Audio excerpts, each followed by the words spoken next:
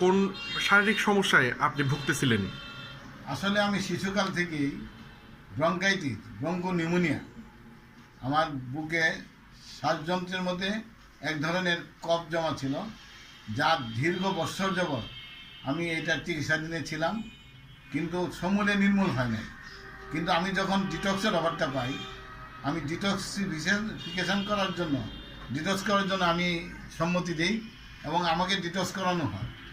ডিটক্সের পরবর্তীতে আমি আমার যে ব্রঙ্কাইটিসের যে সমস্যাটা ছিল, এটা আমি পুরোপুরি ভালো হয়ে গেছি।